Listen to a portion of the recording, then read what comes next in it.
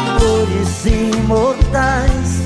Não é só na letra, não é amor de carnaval. Eduardo Costa é o nome artístico de Edson Vander da Costa Batista, nascido em Belo Horizonte, 13 de setembro de 1978. Cantor, compositor brasileiro de música sertaneja. Você conhece Eduardo Costa, Tatiana? Sim. Você conhece, Vanessa? Conheço. Conhece ele de onde?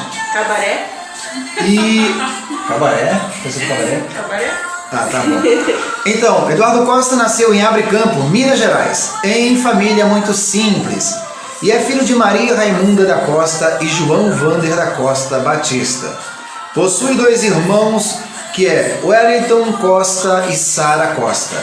Eduardo não se deixou intimidar pela vida sofrida que levava e, aos 12 anos de idade, saiu de casa em busca de seus sonhos, tornar-se um cantor da música sertaneja e melhorar as condições da vida e de sua família. Todo mundo quer melhorar as condições de vida e família, né? Todo mundo quer, não quer, né?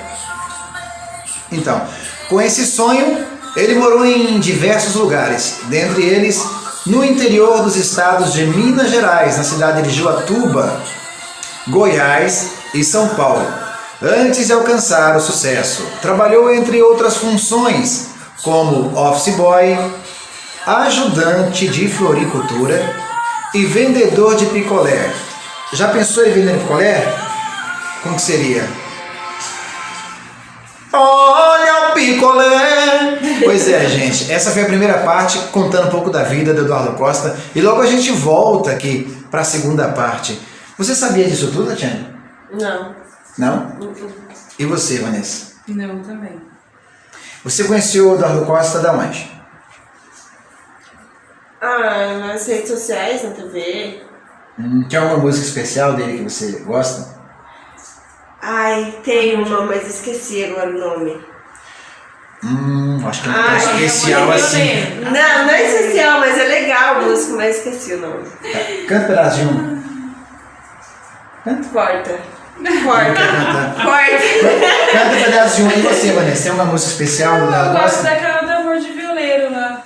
E se você aceitar o amor de violeiro, Viu, gente? o coração vai ser teu padeiro. Gente, e logo a gente volta para o segundo vídeo. Um abraço a todos. Estamos conectados. Tá bom? Hoje com as marcianas aqui. Tchau, gente! Tchau, até a próxima.